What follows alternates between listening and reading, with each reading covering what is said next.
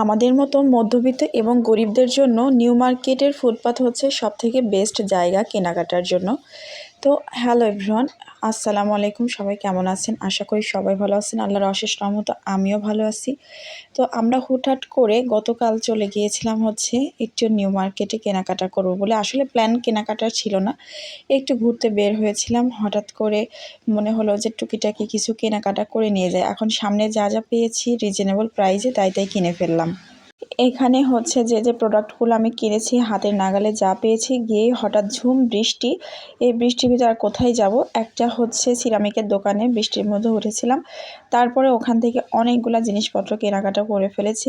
আর এই সমস্ত হচ্ছে জুস গ্লাসগুলো কিন্তু, বা লাচ্ছি গ্লাস বলে, এগুলো নর্মালি কিন্তু অনেক টাকা দাম রাখে বড় বড় দোকানগুলোতে।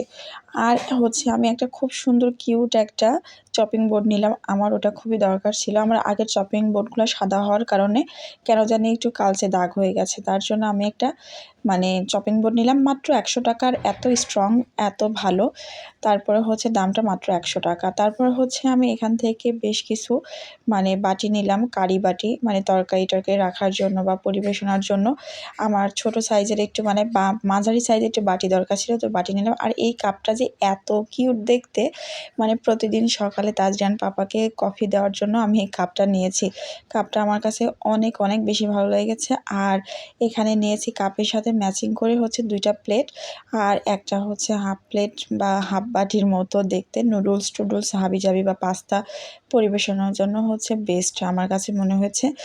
আর আমি হচ্ছে প্লেট 2টা নিয়েছি। মাঝে মধ্যে দুজনা ফ্রাইড রাইস হাবিজাবি এগুলো খাবো, একটু ভিডিও করব যাতে দেখতে একটু সুন্দর লাগে, এই জন্য ম্যাচিং করে একই রকম প্লেট নিয়েছি। আর এখানে হচ্ছে আমি একটা জুস গ্লাস নিয়েছি, বা হচ্ছে কি বলে এটা, জুস খাওয়ার জন্য বা পানি খাওয়ার জন্য আমার বেবির জন্য নিয়েছি একটা, একদম কর্নারে দেখা যাচ্ছে। তারপরে হচ্ছে এই সমস্ত কেনাকাটা শেষ করে একটু যখন বৃষ্টি কমলো, তখন চলে গেলাম নিজের রাফ ইউজের জন্য কয়েকটা টি শার্ট নেওয়ার জন্য।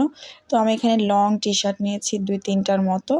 তো হচ্ছে এখান থেকে একই রকম আবার নিয়েছি 2টা। আমার কাছে মনে হয়েছিল যে কালার চেঞ্জ করে এগুলা লং টি শার্ট মাঝে মধ্যে বাইরে হুটহাট করে বাসার নিচে যাওয়ার জন্য এই ধরনের টি শার্টগুলো খুবই ভালো। আর বাসায় রাফ ইউজের জন্য এই টি শার্টগুলো আমি নিয়েছি অনেকগুলো।